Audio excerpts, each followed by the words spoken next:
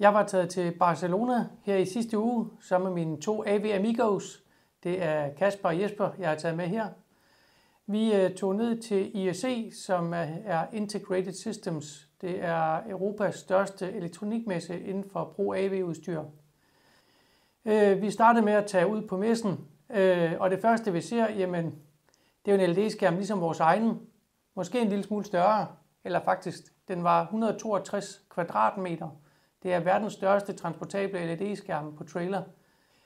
Så kom vi inden for i messen. Man kan næsten se her i baggrunden, hvor vi står, det er et lille hjørne af hallen. Der var 8 haller, fyldt med alt muligt gadgets inden for AV-udstyr. Vores første stop, det var over ved vennerne fra B-Matrix. Det er jo de her standsystemer, som der er rigtig mange messefirmaer her i Danmark, der har. Det er aluminiumsrammer, som man kan bygge sin messestand ud af, hvor vi nu er officielt blevet B-Matrix B-partner.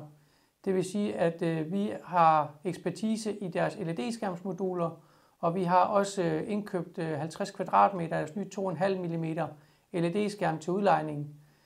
Så kom vi videre til vennerne over fra Contacte. Det er jo vores teleslyngebrand over fra England. De havde blandt andet 2 små, ekstremt kompakte teleslyngeforstærkere med, som er fuldt på teknisk på højde med de andre, de har, bare væsentligt mindre og mere kompakte. Så de fylder nu væsentligt mindre, hvis de skal skrues op under for eksempel en prædikestol eller ligge inde i et teknikskab. På turen rundt, så mødte vi selvfølgelig også Iyama, som jo er det brand, vi bruger inden for infoskærme. Og som I kan se, så er Star Wars-fyrene her i gang med deres lyssfære, aka de nye hvide rammer.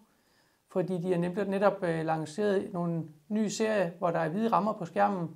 Så hvis man for eksempel i en kirke vil have en infoskærm, hvor man synes en sort ramme ikke er pæn, jamen så kan man med den her skærm, de følger simpelthen med i de hvide rammer, kan man lige klippe dem på med magnet, og så får man en super elegant og stilren skærm med hvide kanter. Så var vi forbi Kaspers legeplads, som I kan se, han var meget imponeret. I baggrunden der ser I blandt andet de nye Omni DSP'er fra BSS, som er nogle ultra kraftige DSP'er, hvor man kan få den op til 112 kanaler Dante ind og ud. Så det er virkelig til store installationer. Det Kasper han står og peger på her, det er selvfølgelig AMX-panelet, som er en lille 15-tommer skærm, hvorpå at man kan betjene. Det kunne være et auditorie, det kunne være konferencesale. Kasper han er jo netop blevet trænet i AMX og kan lave hele de her rumstyringsinstallationer fra AMX. Så var vi forbi Vivolink, lige at få en lille glas danskvand. Man bliver jo tørstig at gå en hel dag ned på messen. Så vi var over at sparke dæk ved Vivolink. Det er der, hvor vi blandt andet køber nogle kabler. Vi køber nogle forskellige inputspaneler og sådan nogle ting. BrightSign kommer vi heller ikke udenom. Det er jo et kæmpe brand inden for små infoskærmscomputere. Vi bruger dem blandt andet i vores udlejning til messer, hvor vi jo kan lægge contenten på hjemmefra, og når man så kommer ud som lejer, så er det bare at sætte strøm til og sætte den til HDMI på skærmen, og så kører det.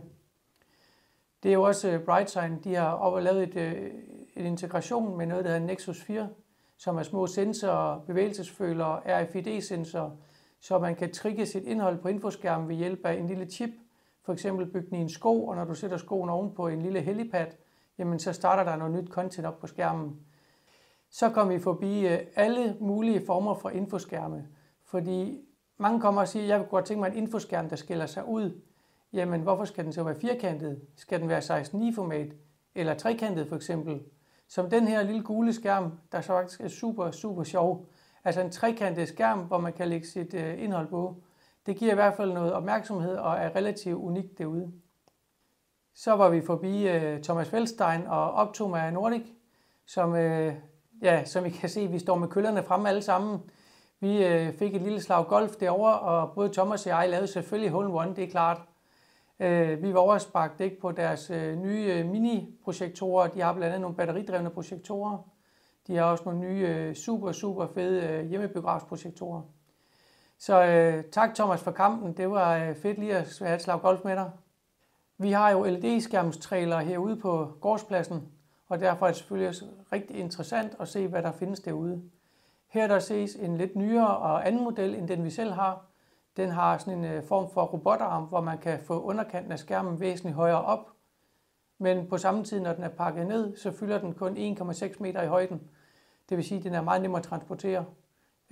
Så jeg vil sige, at vi har haft en rigtig god messe, vi har rigtig meget nyt med hjem, og vi håber og glæder os til at komme ud og vise jer alle sammen de her spændende nyheder, vi har set. Så tak fordi I så med i denne lille IRC-video, og have en rigtig god dag.